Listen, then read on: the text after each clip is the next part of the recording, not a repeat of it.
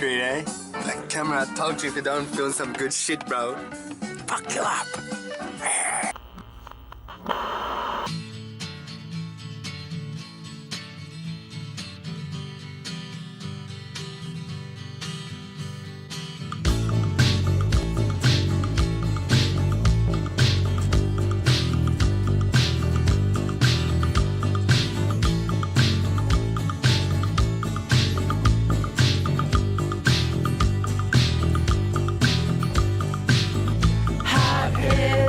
Middle of September, hot heads breaking down the levee. Hot heads, end of an era. Hot heads, back to school day.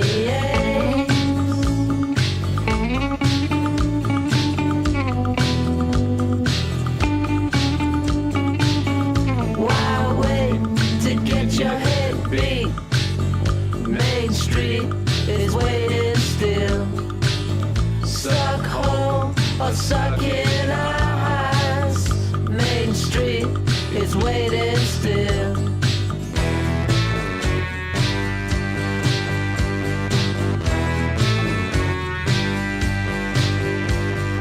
Driving down the sweaty bikes, in the car and on the prowl.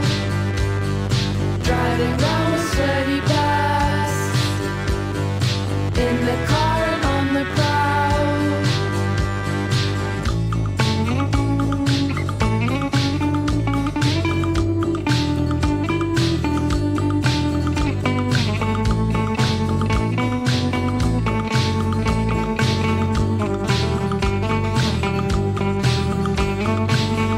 Hot heads writing the news. Hot heads reading out eulogies. Our house is filled with nothing. Our house is filled with fear. Driving down the sweaty bikes, in the car and on the prowl. Driving down the sweaty bikes, in the car and on the prowl. Hot heads, middle of September.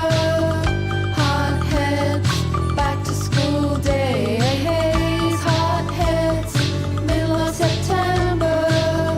Hot heads, back to school days. Hot heads, middle of September. Hot heads, back to school days. Hot heads, middle of September. Hot heads, back to school days.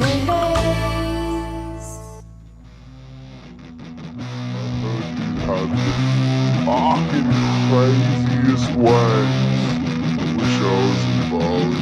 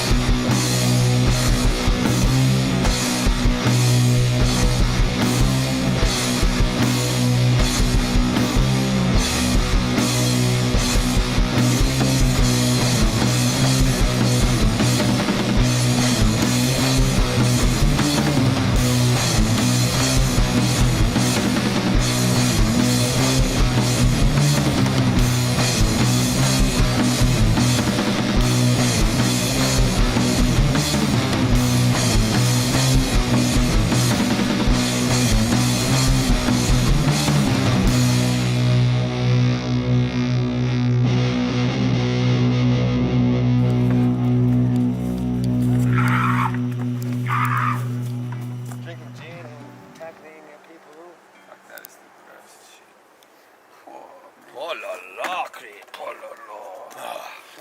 Oh la la. Oh la la.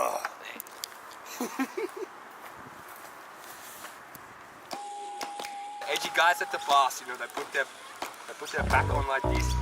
They walk up to the nose, they walk back. It's all very easy, but you have to look cool while you're doing it. So you do not zip up, you don't put your arms in. You just walk up like this. The wind blowing like this, and you get the shot. Hey there, sis, what's that tune you've been humming round these empty rooms? Sing it loud, just for me. You know I need just one more melody. And if there's land above those clouds, I've made sure no chance to find it. How can we wait just one more day? Keep that light shining my way, 'cause it feels like I'm crucified and the dogs they bite, and nothing's left, nothing's right. It feels like I'm alone tonight, I'm not home tonight. Yeah, and nothing's left, nothing's right.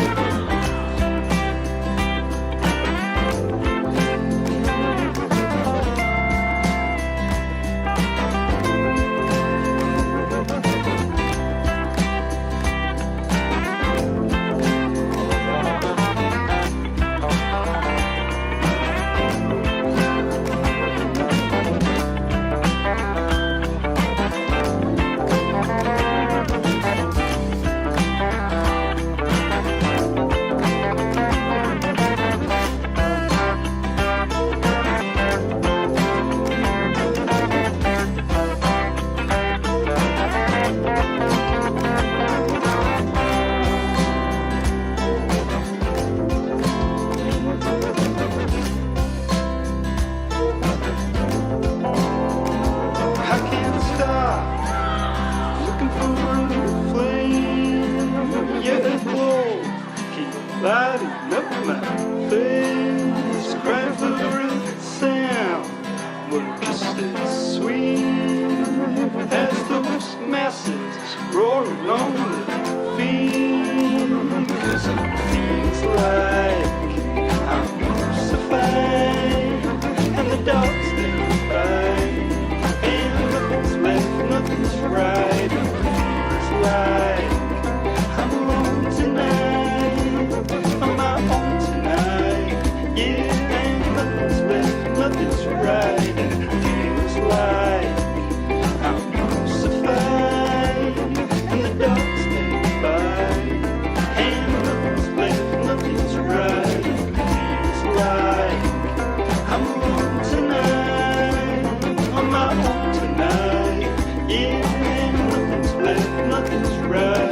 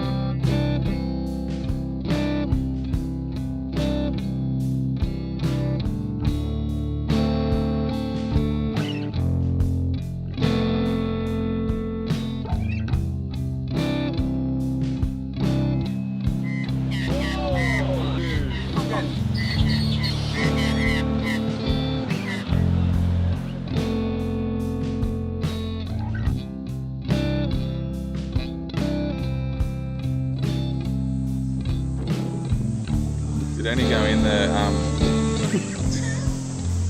No, Yeah. you actually just want the coolant to go around the end. Yeah, it's all about radio fluid, needs flushing. It does, it's a dance. Yeah, it's a fuck up dance. Fuck! I hope they use all of this footage, eh?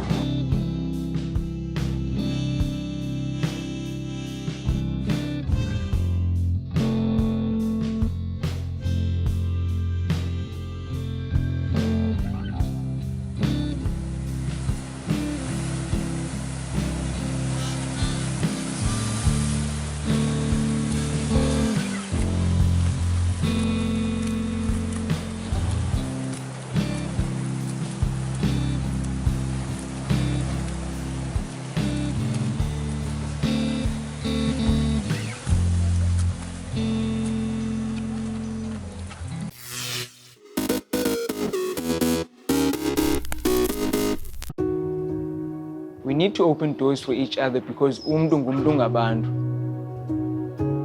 I just wanted to be someone that creates stuff, someone that adds value to people's lives and moves the community forward.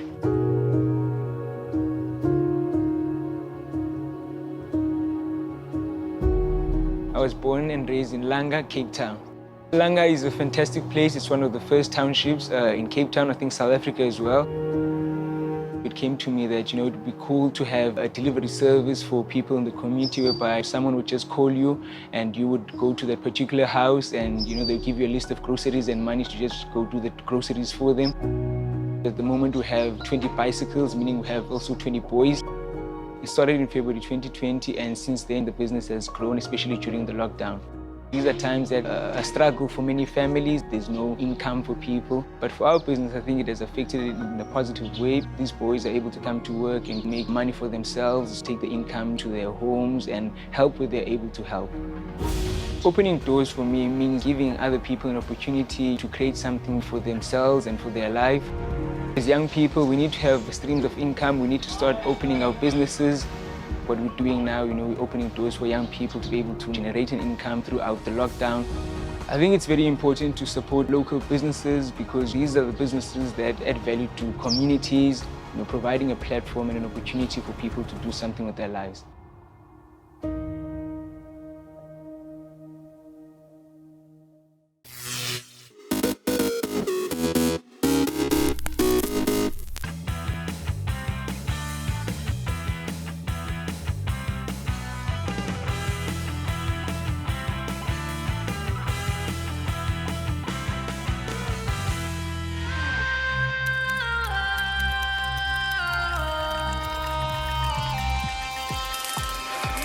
Make me come alive, come on and turn me on. Touch me, save my life, come on and turn me on. I'm so young to die, come on and turn me on. Turn me on, turn me on, turn me on, turn me on. Make me come alive, come on and turn me on. Touch me, save my life, come on and turn me on.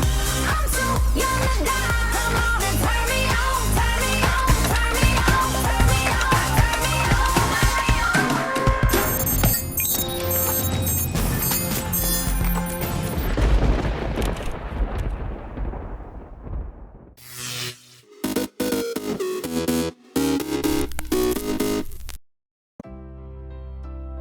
A 4 to 5 hour drive from Los Angeles and San Francisco, and just over an hour's drive from Fresno, are California's Sequoia and Kings Canyon National Parks.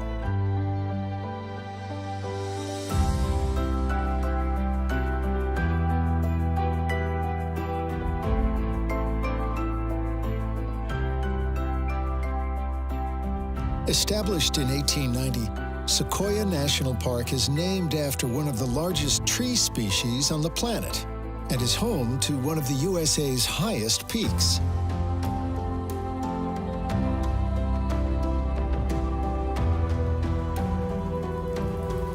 Neighboring Kings Canyon lays just to the north, plunging 2,000 feet deeper into the earth than Arizona's Grand Canyon.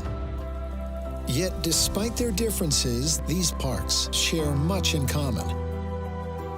Their valleys have been shaped by the snow-fed cascades of the central Sierra Nevada, while from their soils rise giant sequoias, some of which first put down roots 3,000 years ago, long before the rise of the Roman Empire.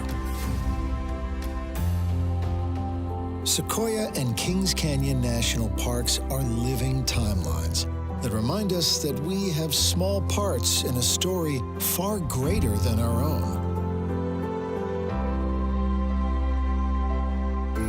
After passing Sequoia's iconic entrance sign, follow Route 198 through the park's sunlit foothills into the dappled shadows of its conifer zone.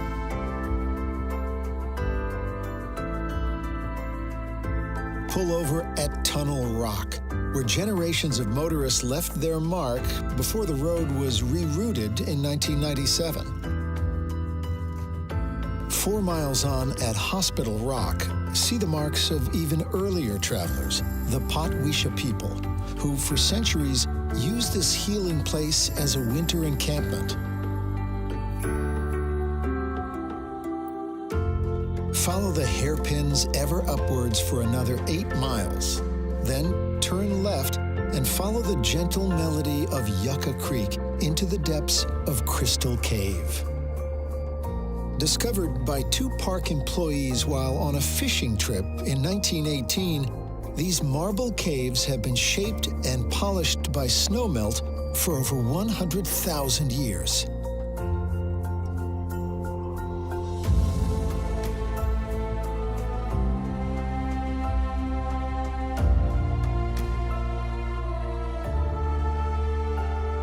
After exploring the park's subterranean worlds, turn your gaze skyward at the 4 Guardsmen, a grove of 1,000-year-old sequoias.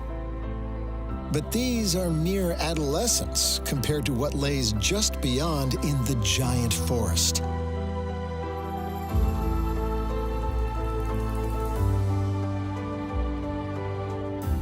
Call into the Giant Forest Museum to learn more about the sequoia tree, named after the Cherokee scholar who created the first alphabet for his people and inspired the creation of writing systems for pre-literate languages all over the world.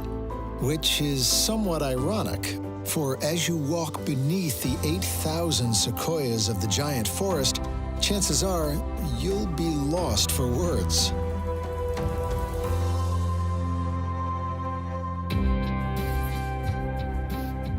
From the museum, take the Big Trees Trail, a wheelchair-friendly circuit where you'll find favorites such as Ed by Ned, twin sequoias whose combined footprint is as large as a swimming pool. Two miles on from the museum, pay your respects to one of the park's elder statesmen, General Sherman, which rockets 16 stories into the sky and contains as much wood as an average 20-acre pine forest.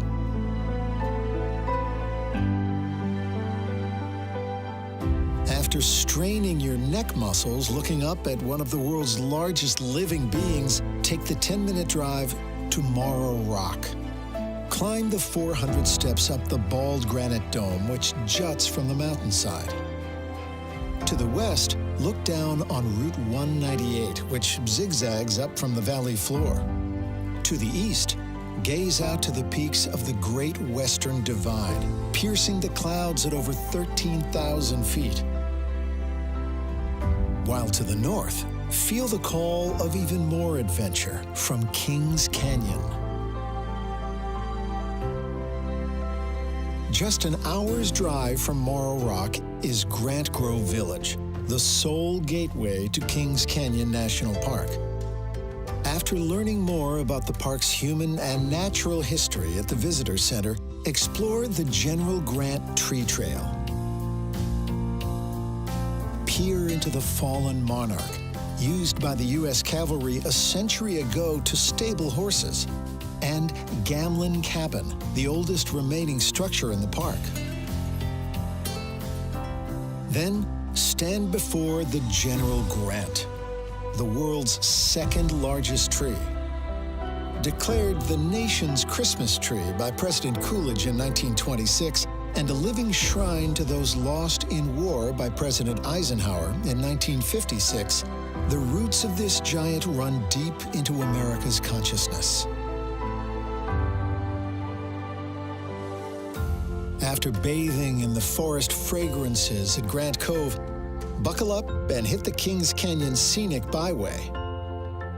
Open from May to October, this incredible road snakes its way eastward, high above the Kings River.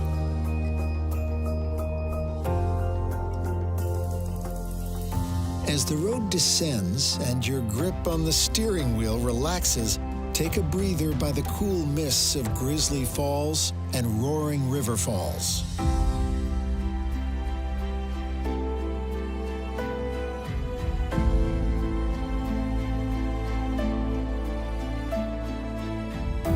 After 30 wild, rocky miles, the road nears its end, delivering you into the lush valley floor at Zumwalt Meadow. Wander the boardwalk around this picture-perfect Sierra meadow filled with wildflowers, berries, and birdsong as the near vertical granite giants, North Dome and Grand Sentinel, fill the sky.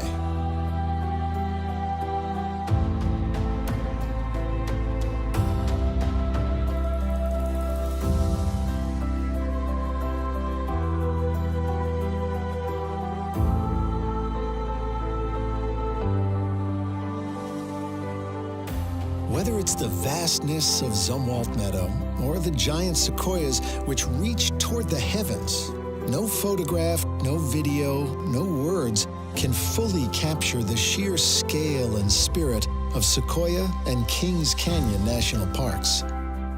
This is a place that defies the limits of lens and language. A place where, as John Muir wrote, the snow melts into music, and between every two trees is a door leading to a new life. The only way to experience this place is to step through that door yourself.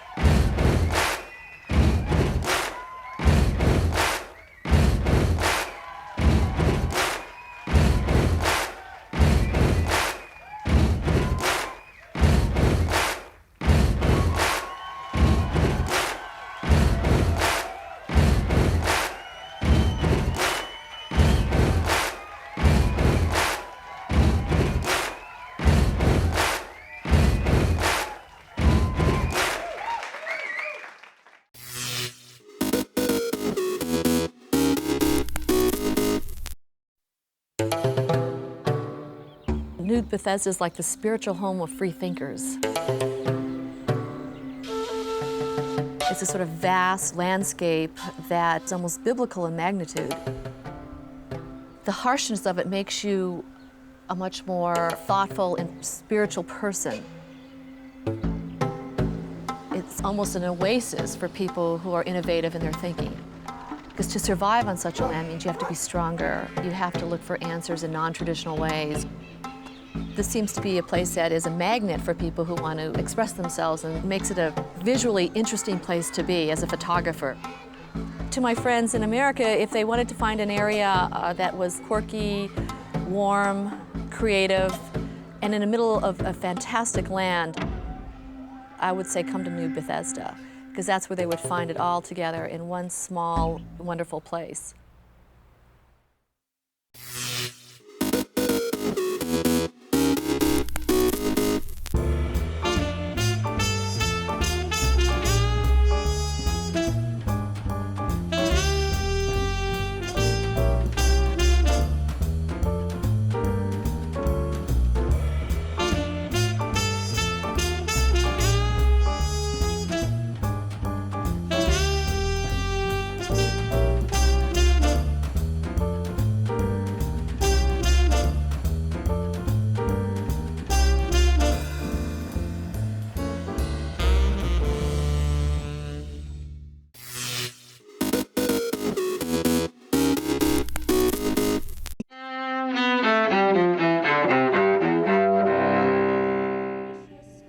September 14th, 2001. Americans mark a day of remembrance for the victims of the September 11th attacks.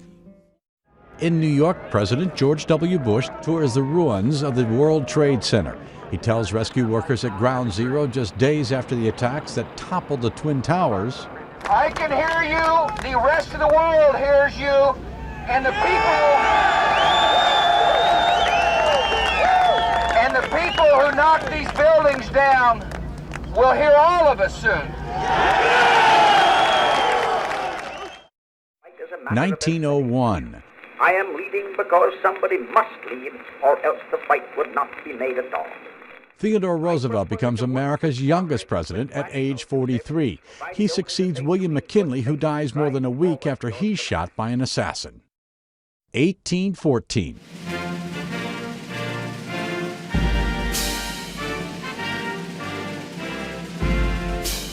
Francis Scott Key is inspired to write the poem whose words ultimately become the national anthem of the United States.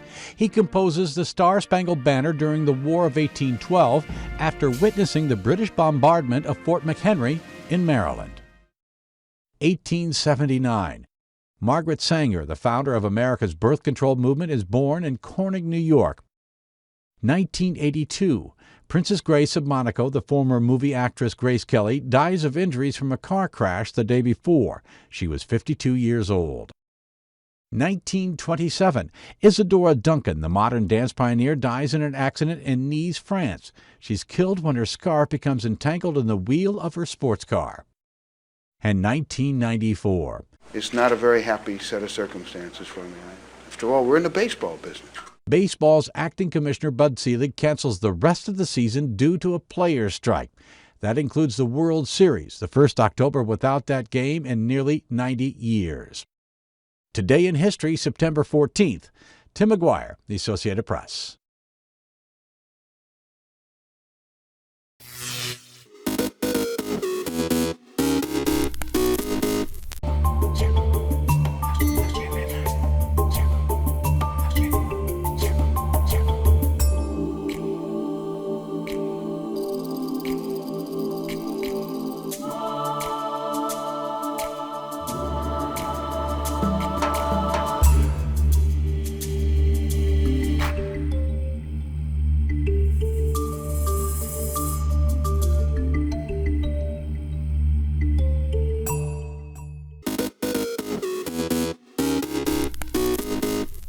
Welcome back in our studio, and in today's news,